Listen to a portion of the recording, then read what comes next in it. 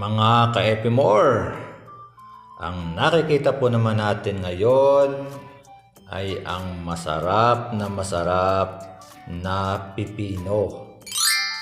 Ito pong pipino ay kalimitan po nating mabibili sa palengke.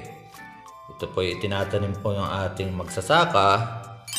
Kalimitan po nung pong mga panahong una, pagkatapos po ng pag-aani po ng palay sa mga kaingin po natin o sa mga bukid, ito po ay isinusunod nilang itanim sapagkat napakabilis po nitong mabuhay at napakabilis po nitong kumabag o gumapang sa ating po mga palayan na hindi po mabilang-bilang ang dami po ng nagiging bunga nito.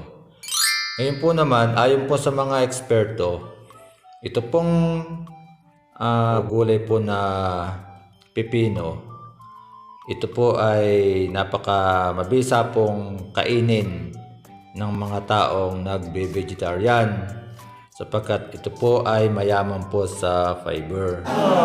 Ito po ay matubig na gulay sapagkat ito po ay pag atin pong kinakain, halos itubig po ang laman po nito sa loob. Mayaman po ito sa tubig. Ito pong pipino. At ang pipino rin po ay isa pong mabisa po na kainin ng mga tao na may sakit po sa bato. Sapagkat kumpara po sa ating mga kinakain mga junk food o mga chichirya, ito pong pipino ay makapaglilinis po ito ng bato sapagkat ito po ay tubig nga po ang halos ng laman nito sa loob. Napakayaman po nito sa tubig. Kaya po sa mga tao po na mayroon pong sakit sa bato ay inirekomenda rin po ng mga eksperto na kaysa po tayo kakain ng mga pagkain na mayayaman po sa asin o napakaaalat na pagkain, iwasan po natin ito sa pamamagitan po ng laging magbaon o magdala nito pong reserba po natin pipino para kung sakali po tayo nagugutom ay pwede po nating pipino na lamang ang ating kainin sapagkat ito nga po ay mayaman po sa tubig at isa pa, pag po tayo nakarami-rami nito kahit po paano ito po ay makabubusog na din at ito po ay napakabisa rin pong gamot sa may diabetes sapagkat alam po naman natin na ang taong diabetic, ito po ay matataas po ang level ng kanila pong mga sugar blood sa kanilang katawan o blood sugar sa kanilang katawan.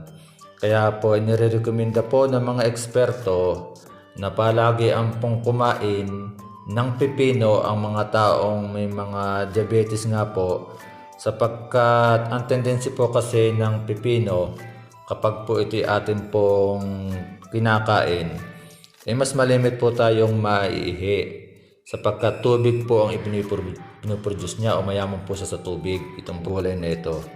Kaya po sa mga tao po na mataas po ang level ng sugar, ang blood sugar o may mga diabetes na mga tao, kinakailangan po natin na palagi ang pong kumain ng pipino kaysa po tayo ay magbaon po ng mga tinapay na napakataas po nito sa karbo.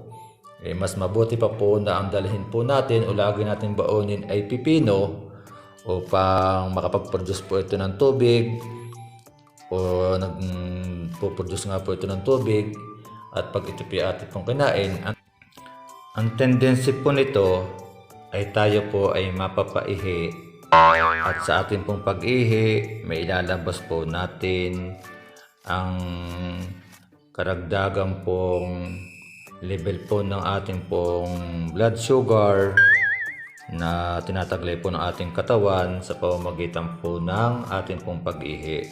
Kaya po sa pamamagitan po ng pagkain itong pipino, makatutulong po ito para mabawasan po ang level o bumaba po ang level ng ating pong blood sugar sa ating pong katawan. At bukod din po dito, natuklasan po ng mga eksperto na ito pong pipino ay napakahusay po na gamot sa mga masakit ang mata dahil po sa pag-welding. Ang gagawin lang po ng mga nag-welding o welder ay hihiwain po nila ng pabilog itong pipino At sa gabi po, bago po matulog, ilalagay po nila ang pipinong ito na nakatakip sa kanilang dalawang mata. Na sa ganun po, hindi po masyadong luluha ng luluha ang mga mata ng mga nagwi-welding o mga welder dahil hinihigo po ng pipino yung pong init at yung pong sakit na nananalaytay sa mga mata ng mga nag-welding o welder na mga tao.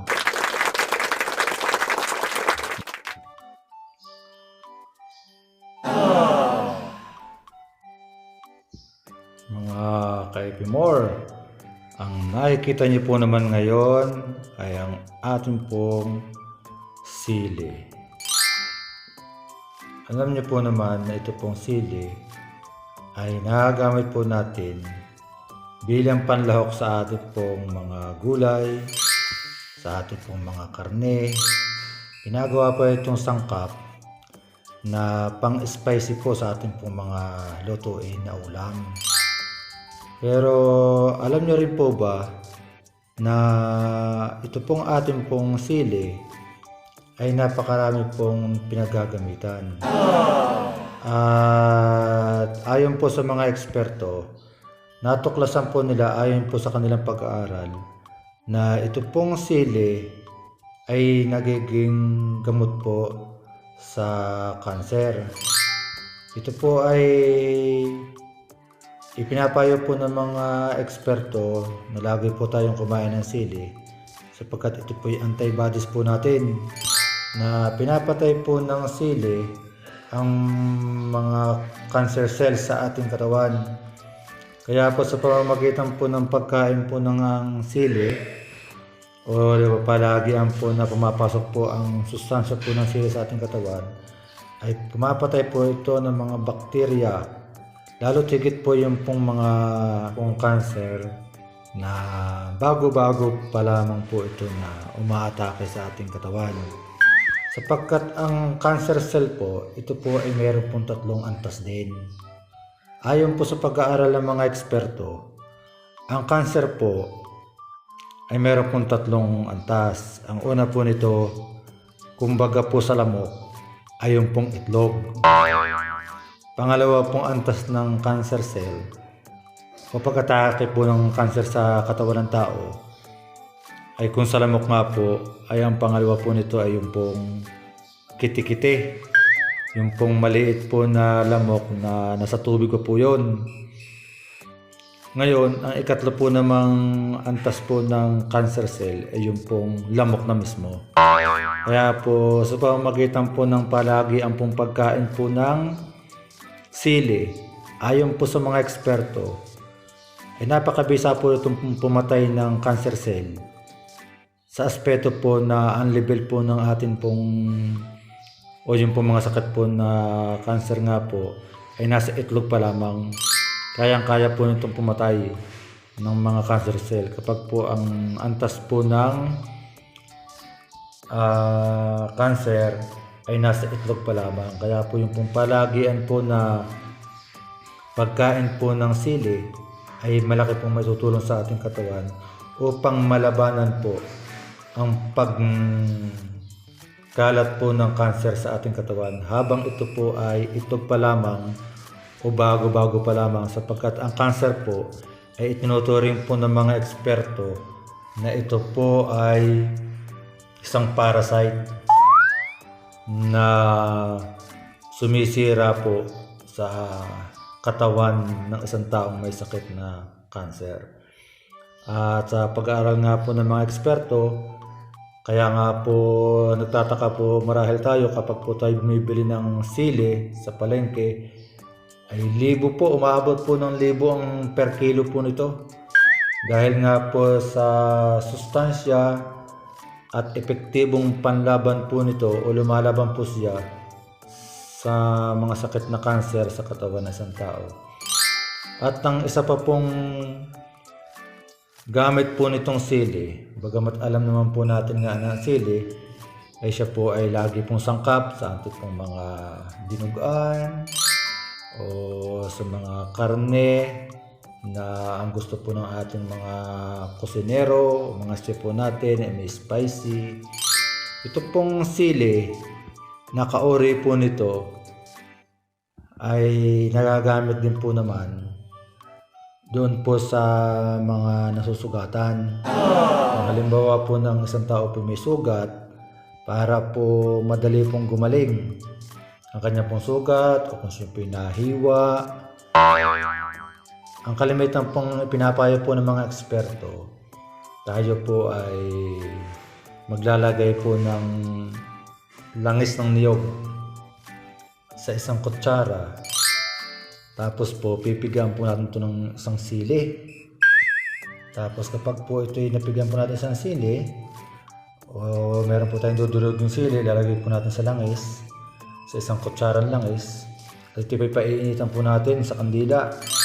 Kapag po mainit na po yung langis na meron pong nilagyan po natin ng sili sa kandila, matapos po natin na malinis po ang ating pong sugat sa iba't ibang bahagi po ng ating katawan, ito po yung pinapayo po ng mga eksperto ayon po sa kanilang pag-aaral na ang sugat pong ito ay papapatakan po natin ng langis na mainit-init, yung pong kaya po natin, na may halo nga pong sili. Sapagkat bukod po sa pumapatay po ng bakterya, ang langis na mayroon pong lahok na sili ay napakadali po nitong magpagaling ng sugat. Kaya po ito pong ating pong sili ay napakadami po ng nagagawa pong benepisyo o nagagamot sa katawan ng mga tao. Kaya po unang-una ay ito nga po ay napatunayan po ng mga eksperto ayon po sa kanila pong ginagawang pag-aaral, at napagtagumpayan po nila na ito pong sili ay panggamot nga po sa mga cancer cells sa ating katawan, at ito rin po ay nagagamit pa po para po ang mga sugat po sa katawan po ng tao ay madali pong gumaling. At bukod pa po rito, ito naman pinagagamit nitong panlahok sa mga putahe, sa mga restaurant na kadalasan po ay atin pong nabibili kapag po tayo ay kumakain. Maraming salamat po.